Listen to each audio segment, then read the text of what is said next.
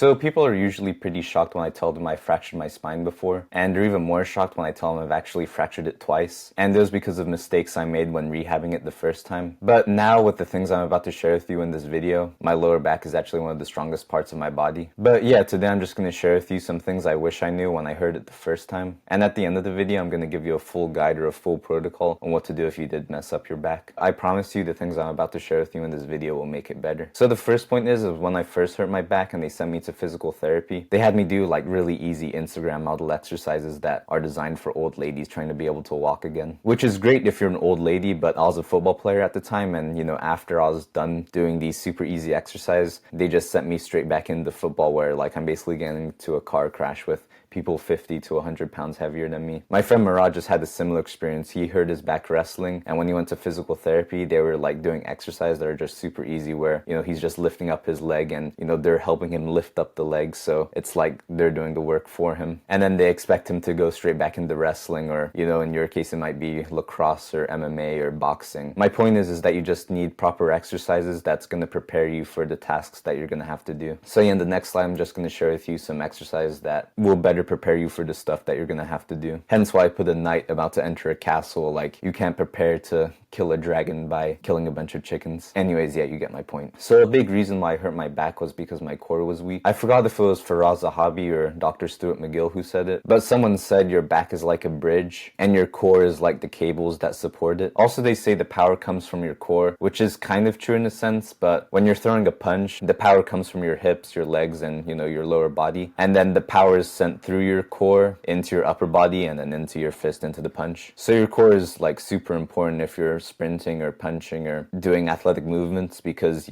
conducts the power or transmits the power into your whole body. So yeah, that's why Faraz Zahabi says you need a strong and stable core. But I'm just going to share with you some exercise that I picked up when watching Squat University. I'll link their video on their favorite core exercise in the description below, or when I research stuff about Faraz Zahabi, or just other stuff I found, or just exercise I picked up when playing high school and college football. So this exercise I just call toes to bar, and it's basically just a leg lift, but instead of only going halfway up, you go all the way up.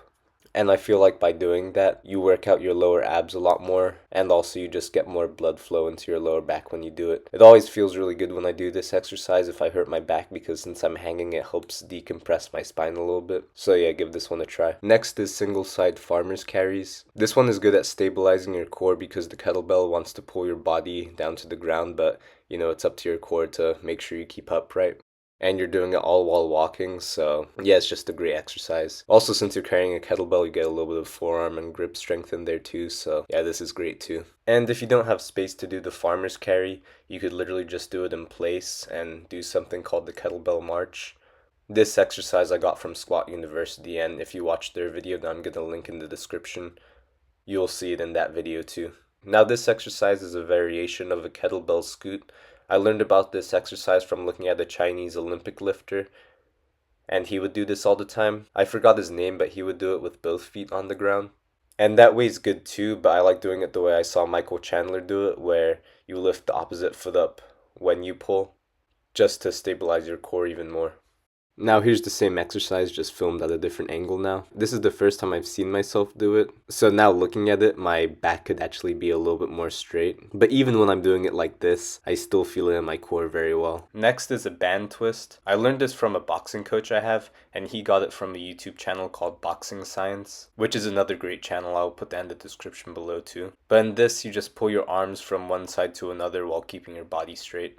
I've seen a lot of professional athletes do this in YouTube videos, like MMA fighters and NFL players, but I actually learned this exercise from when I was in physical therapy the first time I fractured my spine, so this is one of the good exercises that they taught me. The last exercise is something Faraz Zahabi calls stirring the pot. This is where you just do a plank on a medicine ball and you kind of draw circles around your chin. I do 10 each side, but you could do whatever you feel is best. I actually learned this from my cornerback coach in college. He was a personal trainer and he showed me this exercise. But later I found out this is one of Faraz Zahabi's, George St. Pierre's coach, favorite exercise. So ever since I found out he likes it too, and also it brings back good memories from my football days, I've been doing it religiously. Now, I have some friends that are like, I don't do squats or deadlifts because I have a bad back. And I actually fractured my spine the first time because I was deadlifting, but I was deadlifting with improper technique and I was going heavier than I was supposed to be going. But if you're doing a sport like football or wrestling, you will need to be able to squat people or you will need to be able to pick people up. So you do need to prepare your lower back to be able to pick things up, and the best way to be able to do that is to actually pick things up. And not just in sports, but also in life, you're gonna have to pick things up all the time. So yeah, like hurting your lower back isn't an excuse to just completely stop squatting or deadlifting for the rest of your life. So yeah, third point is when your lower back is ready for it again, still make sure you squat and deadlift. And one quick tip is if you do deadlift, I recommend going sumo stance. It's something I actually do because it actually puts more pressure on your hips and your glutes than your lower back. And I still conventional deadlift once in a while, but sumo deadlifting is the thing I do more often. And I rarely deadlift anymore, but when I do, yeah, it's usually sumo, and just sometimes in the blue moon, I'll do conventional. But yeah, just make sure you keep squatting, deadlifting, and doing things like hang cleans once your back heals. Like doing the stuff that's challenging for your lower back is how it's going to get stronger. Now, last thing I just want to let you know about is that injuries are kind of for life. Like ask anyone who's pulled their hamstring before. Usually they've pulled it multiple times and their hamstring is just a problem for them. And same thing with my lower back. Like I've never fractured it again, but once in a blue moon, I will tweak my lower back and it will hurt for a couple of days. But thanks to the protocol I'm going to share with you, it's always pretty easy to fix. But yeah, just make sure even after your lower back heals, you keep doing the core exercise I showed you, or, you know, the exercise you learned from physical therapy, even once it's completely healed, because, you know, it is a vulnerable area for the rest of your life now. So yeah, even after it heals, just make sure you keep doing exercise that's going to strengthen your core and lower back. Me personally, I only lift 3 times a week, sometimes even less. So every time I go into the weight room, I do something that's going to strengthen my midsection. So now this is just a bonus tip, but like I said, the first time I hurt my lower back was because I was deadlifting with wrong technique and a little bit too heavy. But the second time I hurt it, I actually don't know why. It was just in the middle of track season and my back was progressively getting worse, and it turns out I fractured it again. So I don't know why, but one possibility was that I had really bad posture and also I was slouching a lot, so maybe that just reactivated it or whatever. So yeah, this is just a good reason to have good posture if you don't. And there's also other benefits to having good posture. Something I talked about in my President Snow video is that having good posture and good body language makes you look more confident, and in turn makes you be more confident, and you just look more prepared for the tasks at hand. Also, not that it's important because I know a lot of people are insecure about their heights, but my football coach would say once you fix your posture, like you literally like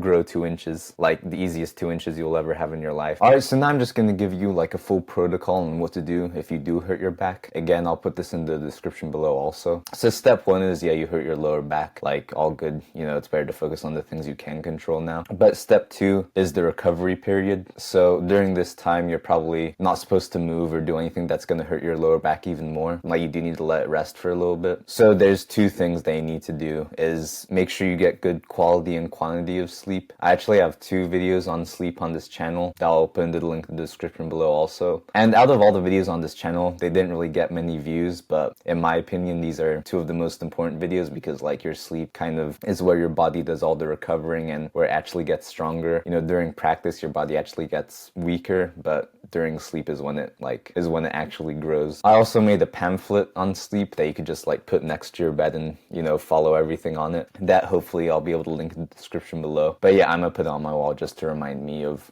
all the stuff I need to do to get good sleep. And second point of the recovery process is just to make sure you're eating right. Like make sure you're drinking enough water, eating enough food, and most importantly, eating enough protein so that your body actually has the building blocks to be able to repair itself. So yeah, just make sure you eat right and sleep right. Third point is to start building up your lower back. So what I would do and what I do when I do hurt my lower back is I start with the McGill 3. These are just 3 very easy exercises, but they're chosen by someone who's like a specialist at building up people's backs again. And yeah, he just knows a lot more about the subject of building up your lower back, you know, probably more than you and definitely more than me. So I just kind of trust him that these are the 3 exercises that will build up my lower back, and it has been working for me so far. So I'll put some videos of me doing the exercises, but there is actually a decent amount of technique to them, so I'll put that video in the description below too. But yeah, I highly recommend that those are the 3 exercises you start with. And I did the full side plank, but there's also an easier variation of it that you'll see in the video if you're not able to do the full side plank. But third point is just make sure you do the easy exercise that you're going to do, whether it's the McGill 3 or the exercise your physical therapist tells you to do. But yeah, just make sure you do it religiously. Like not just when you're at physical therapy, but also maybe wake up early in the morning and do it, or stay after your practice and do them more, or go before your practice and do them. And even when your back does heal, maybe warm up your lower back with these exercises. Fourth step would be to do the hard exercises I showed you, like the kettlebell march, the farmer's carry, the stir the pot exercise, like once you're able to do it without pain, of course. But something you should know is that if your core is weak and it's recovering, it is going to feel uncomfortable doing these exercises, but you just have to know the difference between something that's uncomfortable and something that's actually making your body feel pain. Like you kind of need balance when rehabbing your injuries, not just with your lower back, but with anything. Like you need to push it because that's how your body gets stronger. But if you push too far, like something's going to snap and you're going to end up hurting yourself even more. So yeah, when rehabbing your injuries, it's just the time to be super smart. Like let's say you go into the weight room with your friend and he's lifting more than you and your back is still healing. Like it's a natural thing with guys to just want to lift even heavier than your friend or like to be able to compete with them. And there's a time and place for that. But right now when your back is healing, this is definitely the time to be smart. Like man, yeah, even if there is gym girls watching you,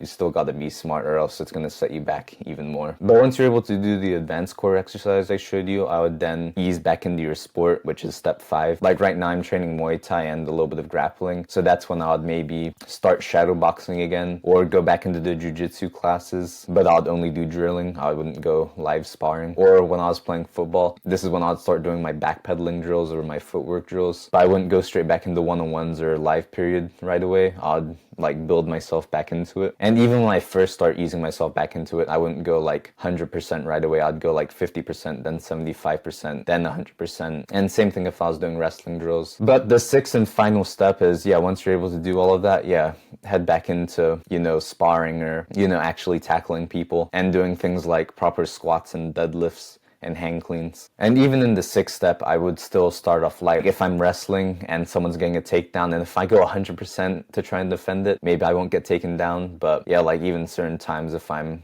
rehabbing something, I'd maybe let up and just let them get the takedown. Or if I'm boxing sparring and the other dude's going hard, like I'd still maybe just ask like, hey, I'm recovering from injury. Is it cool if you go a little bit lighter? But yeah, eventually if you keep doing this, you will be able to return to your sport. And since your core is now strong and you've built yourself from the ground up, like maybe it will be even better. But yeah, just a disclaimer, I'm obviously not a doctor, like I'm a marketing major in college right now. But at the same time, doing what doctors told me of just doing like my Instagram model workouts for old ladies and heading straight back into football is kind of what got me injured in the first place. So what I'm saying is I'm not a doctor, but at the same time, I'm the one who's actually tested them out with real world experience. Part of me kind of feels like, bro, I kind of know more than them because I've actually gone through it not once, but twice. So I've kind of found out from personal experience what works and doesn't work. But yeah, just letting you know I'm not a doctor. Now I hope this video isn't going to be too long, but when I first hurt my spine, it was when I was a freshman in high school. And as a freshman, you're already insecure and stuff. And at the time I was trying to prove myself to my football teammates and to like other people in the school with,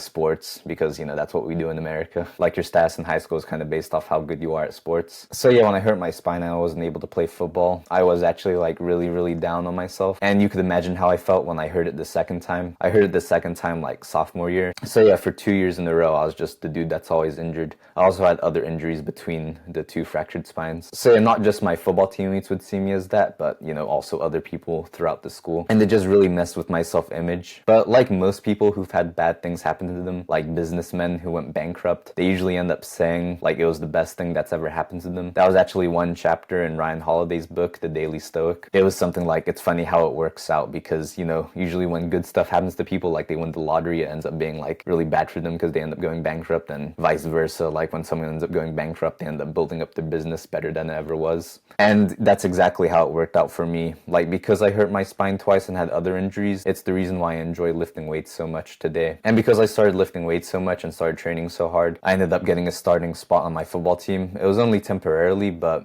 because of it, I was able to play at a junior college. And also another thing that was nice is I was the strongest pound for pound player on my high school team and my college football team. So yeah, it was a blessing in disguise. And even right now, I was supposed to have my first kickboxing competition last weekend, but the week before, I kicked my friend's knee in sparring and I ended up fracturing my foot, and I wasn't able to do it, and it sucked a lot, but because of it now I'm able to focus on my boxing a lot more, and my boxing has gone a lot better because of it. And even during high school when I hurt my spine, I wasn't able to squat or deadlift after that, but because of it, I got a super strong upper body. And if nothing that I just said applies to you or resonates with you at all, at the very least, it is a good sign that you need to get your core stronger if you did hurt your lower back. Just sharing my experience, and my last point is just saying that, if you play sports, you already know that's just as mental as it is physical. So yeah, just make sure you keep a positive attitude for it all. If you are watching this because you did hurt your lower back, I wish you the best on your recovery process, and I'll be here to help. If you have any questions, just drop them in the comment section below, and I'll either respond to it or I might even make a separate video on it. And thank you for watching till the end, and